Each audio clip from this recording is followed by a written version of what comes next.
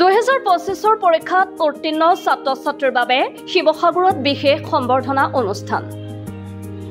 সদ্যঘোষিত উচ্চতৰ মাধ্যমিক আৰু হাইস্কুল শিক্ষান্ত পৰীক্ষাৰ ফলাফলত উত্তীৰ্ণ হোৱা ছাত্ৰ-ছাত্ৰীসকলৰ প্ৰতি আন্তৰিক অভিনন্দন জ্ঞাপন কৰিছে দৰবাৰ ৰোড যুৱ সমাজ আৰু দৰবাৰ ৰোড মছজিদ পৰিচালনা সমিতিয়ে। দৰবাৰ ৰোডত আয়োজিত এক বিশেষ অনুষ্ঠানত CBSE আৰু সেৱা বৰ্ডৰ অধীনত অনুষ্ঠিত হাইস্কুল আৰু উচ্চতৰ মাধ্যমিক পৰীক্ষাত সফল হোৱা ছাত্ৰ-ছাত্ৰীসকলক মানপত্ৰ আৰু গামোচাৰ জৰিয়তে বিশেষভাৱে সম্বৰ্ধনা জনোৱা হয়।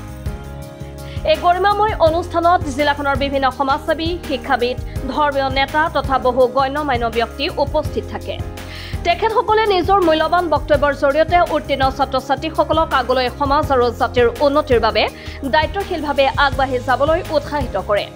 অনুষ্ঠানখনত উপস্থিত ছাত্ৰ-ছাত্ৰীসকলে এই আদৰণিৰে যথেষ্ট আনন্দিত হোৱা বুলি প্ৰকাশ কৰে আৰু তেওঁলোকে এই সফলতাক সাময়িকভাৱে নহয় আগন্তুক জীৱনৰ দিশত এক সুদৃঢ় পদক্ষেপ হিচাপে লৈ আগবাঢ়ি যোৱাৰ সংকল্প গ্ৰহণ কৰে।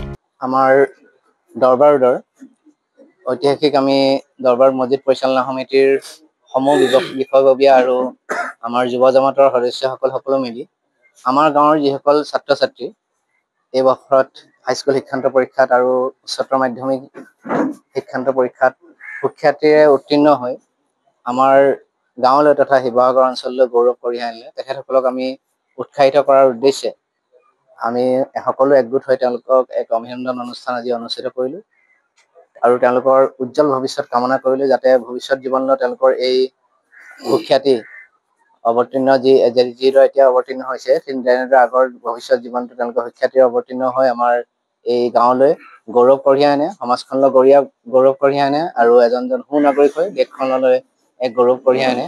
বিভিন্ন ক্ষেত্ৰত তেওঁলোকে যি পাৰদৰ্শিতা দেখাব আগলৈ, যাতে তেওঁলোকৰ জীৱনৰ সেই পাৰদৰ্শিতাই আমাৰ দেশখনৰো গৌৰৱ তথা পাৰদৰ্শিতা প্ৰতিফলিত কৰে। ধন্যবাদ। আমি আজি মেট্ৰিকৰ 8 গৰাকী আৰু হায়াৰ ছেকেণ্ডেৰীৰ বিভিন্ন বিভাগৰ সেৱা আৰু CBSE মিলাই 16 গৰাকী ছাত্ৰ-ছাত্ৰীক আমি অভিনন্দন জনালোঁ।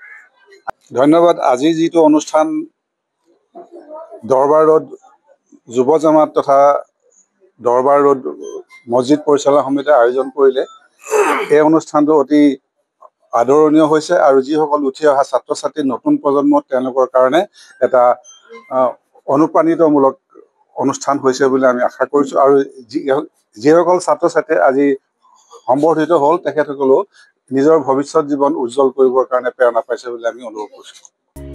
শিৱসাগৰৰ পৰা ফৰিদ আলীৰ ৰিপৰ্ট, MV Live।